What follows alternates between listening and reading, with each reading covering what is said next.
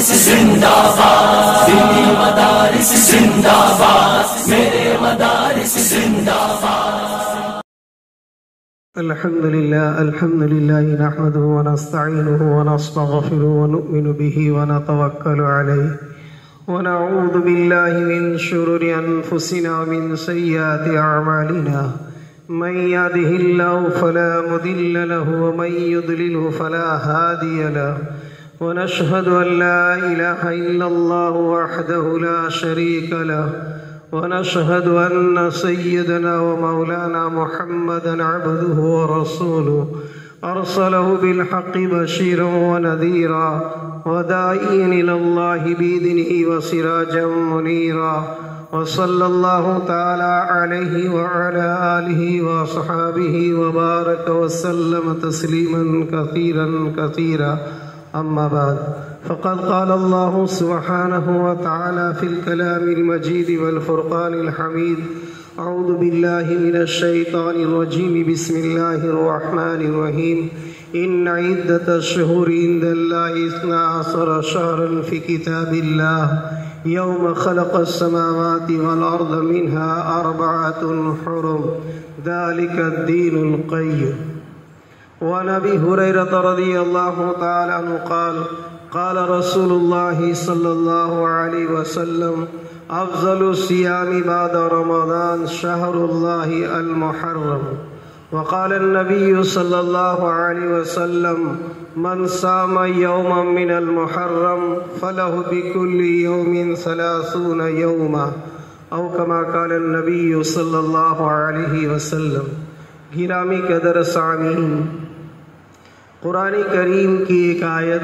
اور نبی پاک صلی اللہ علیہ وسلم کی مقدس فرامین میں سے 2 حدیثیں پیش کی۔ حق تعالی شانہ وعم نوالہ اپنے کلام پاک میں ارشاد فرماتے ہیں کہ اللہ رب العالمین کے یہاں مہینوں کی گنتی کے اعتبار سے 12 مہینے ہیں، اور مہینوں کی گنتی کے اعتبار سے 12 مہینے ہیں۔ یہ حق تعالی شانہ وعم نوالہ نے اپنی کتاب میں لکھ دیا ہے، جس وقت تک کہ حق تعالی شانہ وعم نوالہ نے آسمانوں اور زمین کو پیدا فرمایا، اور اس میں سے 4 مہینے بڑی عظمت والے، بڑے مقدس اور بڑی قدر والے ہیں، اور یہی سیدھا دین ہے۔ یہ آیت کریمہ کا ترجمہ ہے۔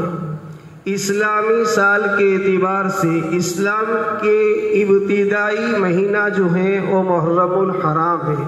اور اسلام کا آخری مہینہ ہے وہ ذو الحجہ ہے،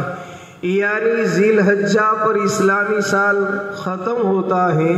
اور محرم الحرام سے اسلامی سال شروع ہوتا ہے۔ اور حق تعالی شانہ وعم نوالہ نے لوحے محفوظ ہی میں پہلے ہی سے مہینوں کی گنتی کے اعتبار سے 12 مہینے لکھ دیے۔ تمام کے تمام مہینے، تمام کے تمام دن اور پورے کے پورا سال یہ اللہ ہی کی پیدا کی ہوئی چیز ہیں اور اللہ ہی کی مخلوق کہلائے گی،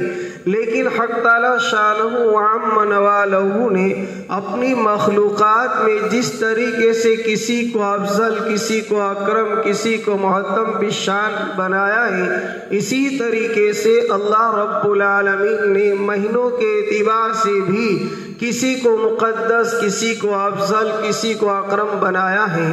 ان 12 مہینوں میں سے 4 مہینے جو ہیں یہ اللہ کے نزدیک بڑی حرمت والے، بڑی عظمت والے، بڑے مقدس مہینے ہیں۔ ان مہینوں کے اندر حق تعالی شانہ وعم نوالہ نیک کاموں کا اجر و ثواب بڑھا دیتے ہیں، جس طریقے سے کہ مقدس راتوں میں، مقدس دنوں میں نیکیوں کا اجر بڑھ جاتا ہے، اسی طریقے سے مقدس مہینوں میں بھی اجر و ثواب اللہ کے یہاں بہت ہی بڑا ہوتا ہے۔ جس طرح ان مقدس مہینوں میں اجر و ثواب بڑھ جاتا ہے، اسی طریقے سے اس مقدس مہینوں میں اگر کوئی آدمی گناہ کرتا ہے تو گناہ کا وبال بھی بہت بڑا ہو جاتا ہے۔ اب ان 12 مہینوں میں سے 4 مہینے اللہ اپنی کتاب میں فرماتے ہیں منہا 4 حرم، کہ ان 12 مہینوں میں سے 4 مہینے بڑی عظمت والے ہیں۔ اب وہ کون سے 4 مہینے ہیں؟ تو 3 مہینے تو پے در پہ آ رہے مسلسل ہے، جیسے ذی-قعدہ، ذی الحجہ اور محرم الحرام۔ یہ اسلامی سال کے اعتبار سے 3 مہینے ساتھ میں آتے ہیں، اور 1 مہینہ ہے وہ رجب اور شعبان، یہ جمادی الثانی اور شعبان کے درمیان میں ہے، جس کو ہم رجب کہتے ہیں، رجب المرجب کہتے ہیں۔ تو یہ 4 مہینے جو ہیں اللہ کے یہاں بڑے مقدس مہینے۔ ان 4 مہینوں میں بھی محرم الحرام بڑی عظمت والا مہینہ ہے۔ اس مہینے کے متعلق نبی پاک صلی اللہ علیہ وسلم نے نسبت کی اللہ کی طرف، اور یوں ارشاد فرمایا، افضل الصیام بعد رمضان شہر اللہ، کہ رمضان المبارک کے روزوں کے بعد نفلی روزوں کا اگر کوئی مہینہ افضل ترین ہے اور زیادہ اجر و ثواب کا مستحق ہے تو یہ رمضان کے بعد شہر اللہ ہے، اللہ کا مہینہ ہے۔ اللہ کا مہینہ کون؟ تو فرمایا محرم الحرام، شہر اللہ المحرم، یعنی نسبت مہینے کی نبی پاک صلی اللہ علیہ وسلم نے فرمائی اللہ کی طرف۔ اور جب منسوب کی نسبت منسوب الیہ کی طرف ہو جاتی ہے، جب کسی چیز کی نسبت کسی بڑی چیز کی طرف ہو جاتی ہے، تو جس چیز کی نسبت ہوتی ہے وہ بھی جس چیز کی طرف نسبت کی گئی اس کی وجہ سے بڑی ہو جاتی ہے۔ اللہ کی ذات وراء الورا ہے، جب اس مہینے کی نسبت اللہ کی طرف کی گئی تو گویا کہ یہ مہینہ بھی بہت ہی عظمت والا مہینہ بن گیا۔ اب جب اللہ کی طرف نسبت کی گئی تو یہ مہینہ بڑی عظمت والا بن گیا۔ چیزوں کی نسبت کر دی جاتی ہیں تو جس چیز کی طرف نسبت کی جاتی ہے تو چیزوں کی قیمت اور قدر بھی بڑھ جاتی ہے۔ جیسے مثال کے طور پر زمین پوری کی پوری اللہ کی ہے، لیکن جس زمین کے ٹکڑے پر مسجد بن گئی تو زمین کا ٹکڑا اللہ کے نزدیک تمام زمینوں سے افضل ترین ٹکڑا بن جاتا ہے۔ اسی طریقے سے مسجدوں کے ساتھ ساتھ اگر اللہ کی طرف اس مسجد کی نسبت کی گئی، ایک تو تمام مساجد اللہ کی مسجد، لیکن بیت اللہ کعبہ شریف کو اللہ تعالیٰ نے اپنی طرف منسوب کر دیا اور کہا گیا کہ یہ بیت اللہ ہے، اللہ کا گھر ہے۔ تو تمام مسجدوں میں سب سے زیادہ عظمت یہ مسجد حرام کو ہو گئی، اس لیے کہ اس کی نسبت اللہ کی طرف کی گئی، اور اس نسبت کے ساتھ اللہ نے ان کو محرم قرار دیا۔ جیسے کہ ایک جگہ خود حضرت ابراہیم اپنی دعا میں فرماتے ہیں، ربنا انی اسکنت من ذریتی بواد غیر ذی زرع عند بیتک المحرم، الہ العالمین میں نے اپنی ذریت اور اپنی اولاد کو غیر ذی زرع، چٹیل میدان، سنگلاخ زمین ہے، جنگل ہے، کوئی آب و گیا نہیں ہے، کوئی مخلوق نہیں ہے، ایسی جگہ پر آباد کیا ہے جو تیرا محترم گھر ہے، قابل عظمت گھر ہے۔ تو اللہ کے گھر کی طرف نسبت کرتے ہوئے کہا کہ بیت المحرم، یہ محرم حرمت والا گھر ہے، مقدس گھر ہے۔ تو اب جس چیز کی طرف نسبت کی گئی اللہ نے اس نسبت کی وجہ سے چیزوں کی اہمیت کو بڑھا دیا، تو یہ محرم کی نسبت جو ہے وہ اللہ کی طرف ہے۔ اب اس مہینے میں کیا کام کرنے ہیں تو دیکھا جائے تو اس مہینے میں نوافل عبادات میں سب سے افضل ترین عبادت محرم کے مہینے میں روزے رکھنا قرار دیا۔ آپ علیہ السلام نے ایک حدیث میں یوں فرمایا، من صام یوما من المحرم، کہ جو کوئی بندہ اور بندی، جو کوئی آدمی اگر محرم الحرام کے مہینے میں ایک روزہ رکھے گا،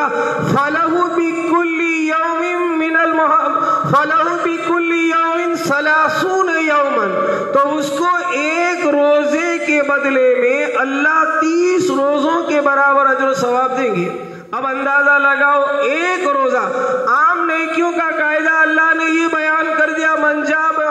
کہ جو کوئی آدمی نیکی کو لے کر آئے گا فَلَهُ عَشَرَةٌ، کہ اس کے لیے یہ 10 نیکیاں ہیں، لیکن محرم کے اندر روزے رکھنے کے بارے میں فرمایا گیا کہ ایک روزہ رکھے گا، ایک دن کا روزہ رکھے گا تو اس کو 10 دن کے روزوں کے برابر ثواب ملے گا۔ اب اگر کسی آدمی نے 30 روزے رکھ لیے تو گویا کیا 10 روزے رکھ لیے تو آپ اندازہ کرو کہ اس کو کتنا ثواب ملے، اور اگر 30 محرم کے روزے رکھ لیے تو کتنا ثواب ملے گا۔ یہ ہے اس مہینے کی افضلیت اور یہ ہے اس مہینے کی قدر۔ اب اس مہینے کو جس طریقے سے شہر اللہ کہا گیا ہے، اسی طریقے سے اس مہینے کو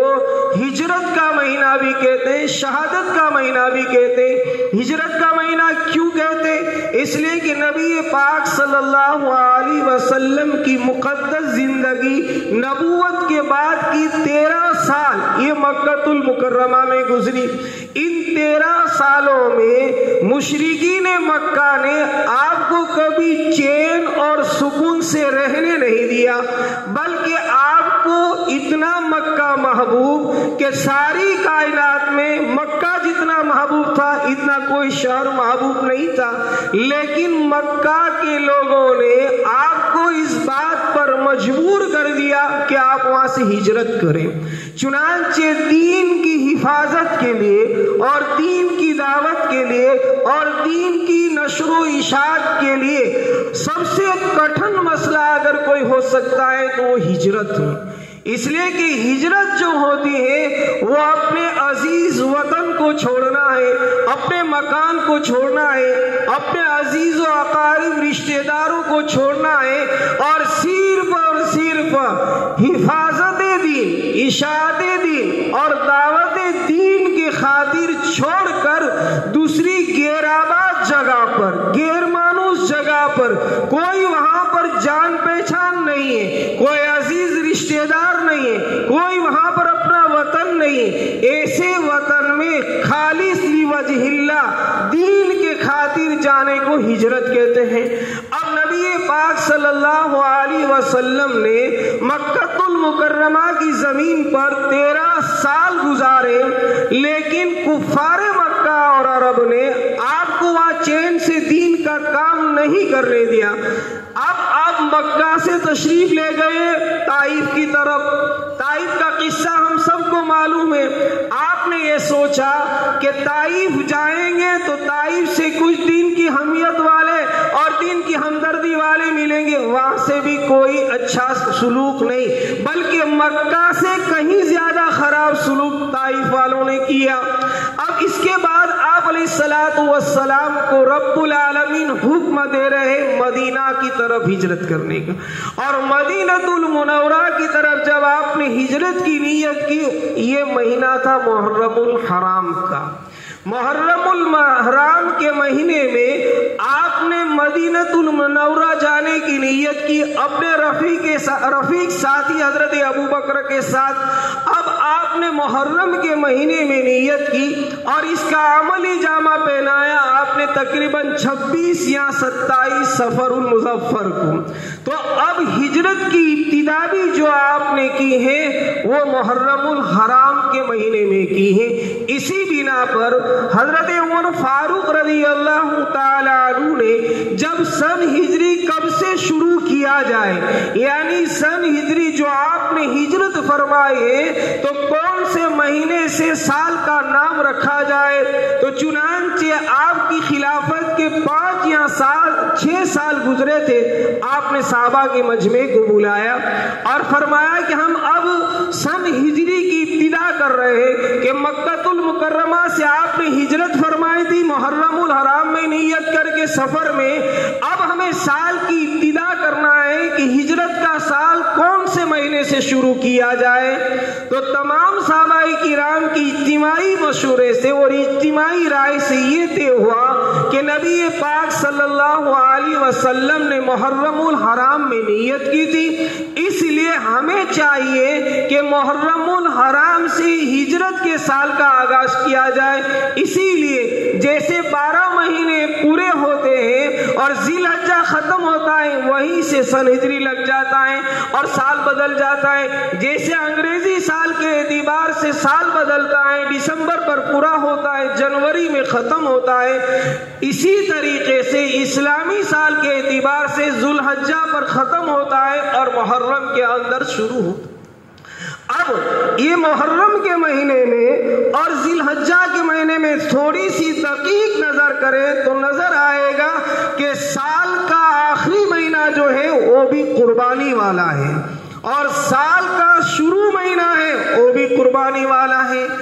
جد امجد حضرت ابراہیم علیہ الصلوۃ والتسلیم کا واقعہ جو پیش آیا وہ ذی الحجہ کے مہینے میں آیا اور 10ویں ذی الحجہ کو حضرت ابراہیم نے اپنے لخت جگر اسماعیل کو ذبح کرنے کا ارادہ کیا۔ حق تعالی شانہ نے جنت کی طرف سے ایک میڈا بھیجا تو گویا کہ ذی الحجہ میں اللہ تعالیٰ اپنے بندوں سے قربانی طلب کرنا چاہتے ہیں اور قربانی میں بھی یہ چاہتے ہیں کہ اپنی محبوب ترین چیز کو قربان کرو، اور اللہ کو محبوب بننے کے لیے سب سے زیادہ جو چیز محبوب ہے اس کو قربان کرنے کا کہا، اور آدمی نیکی اور بھلائی کو اسی وقت مکمل کر سکتا ہے جبکہ اپنی پیاری اور محبوب چیز کو قربان کرے، جس کو اللہ نے کہا لن تنالوا البر حتى تنفقوا مما تحبون، کہ اللہ کے محبوب بننا چاہتے ہو، اللہ کے پسندیدہ بننا چاہتے ہو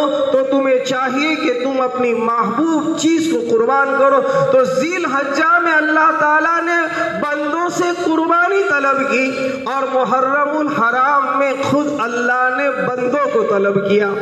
سبط رسول نواسہ رسول صلی اللہ علیہ وسلم کا شہادت کا واقعہ جو امام حسین رضی اللہ تعالی عنہ کا پیش آیا وہ محرم الحرام میں، ایک طرف ذی الحجہ میں قربانی پیش کرنے کا حکم تھا، دوسری طرف اللہ نے حکم دیا کہ اپنی جان کا نذرانہ لگاؤ، اپنی جان کو قربان کرو، تو نواسہ رسول صلی اللہ علیہ وسلم نے اپنی جان کو قربان کر دی۔ ان دونوں کے اندر تھوڑا سا سوچا جائے تو بندوں کو اللہ رب العالمین اپنی طرف بلانے کے لیے اپنی محبوب سے محبوب اور افضل سے افضل چیز قربان کرنے کا حکم دیتے۔ اسی لیے آپ دیکھیے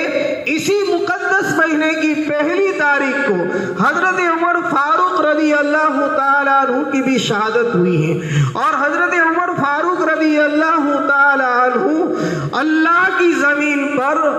تمام انبیاءوں کے اور حضرت ابوبکر صدیق کے بعد اگر کوئی افضل ترین بندہ اور انسان ہو سکتا ہے تو یہ حضرت عمر رضی اللہ تعالیٰ عنہ تھے۔ نبی پاک صلی اللہ علیہ وسلم کی خدمت میں سب آ کر اسلام لا رہے تھے،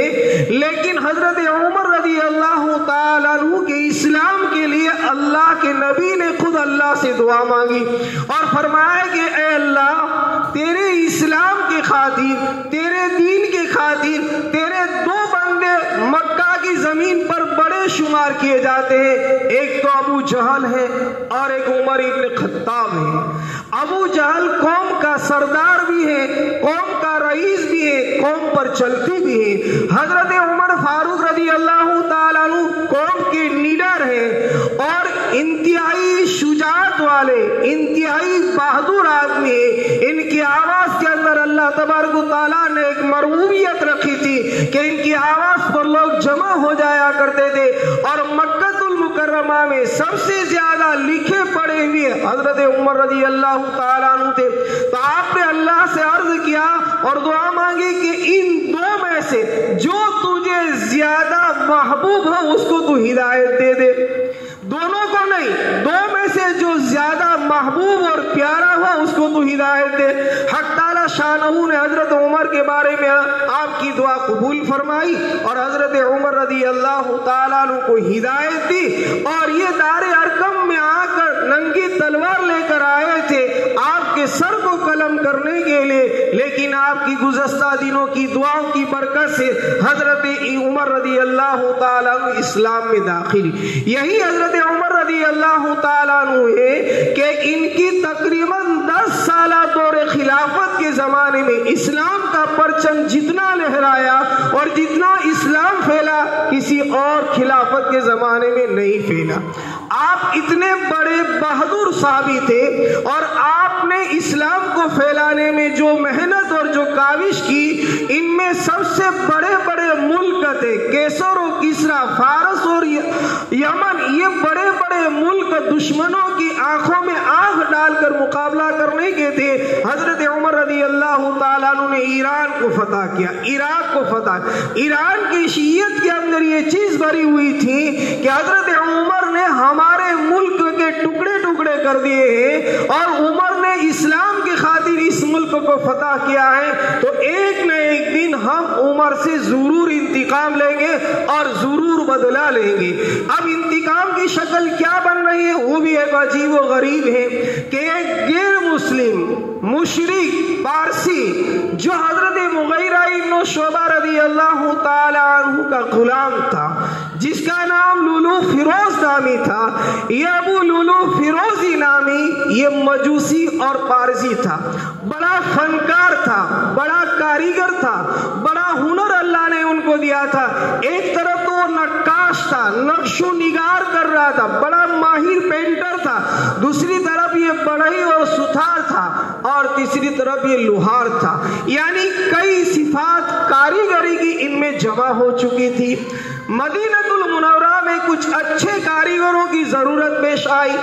تو آپ رضی اللہ تعالی عنہ نے بات کی تو حضرت مغیرہ بن شعبہ رضی اللہ تعالی عنہ نے حضرت عمر ابن خطاب کو کہا، یہ کوفہ کے گورنر تھے، تو کہا کہ میرے پاس ایک غلام ہے لیکن غیر مسلم ہے، مجوسی ہے، مشرک ہے، اگر عام کہیں تو سرکاری کام کی بنا پر میں ان کو مدینہ المنورہ بھیج دوں۔ آپ نے فرمایا کہ ٹھیک، ان کو مدینہ بھیج دو۔ اس کے بعد جو المناک واقعہ پیش آیا ہے شہادت کا، وہ انشاءاللہ العزیز بعد میں ذکر کریں گے۔ حق تعالی شانہ وعم نوالہ ہمیں اس محرم الحرام مہینے کی قدر کرنے کی توفیق نصیب فرمائے، اور اس محرم الحرام میں جو نیکی کے کام کرنے ہیں اس کو کرنے کی توفیق دے، اور جو خرافات ہیں، بدعات ہیں، رسم و رواج ہیں، جاہلانہ رسوم ہیں، ان سب سے اللہ تعالیٰ اجتناب اور پرہیز کرنے کی توفیق نصیب فرمائے۔ وآخر دعوانا الحمدللہ رب العالمین۔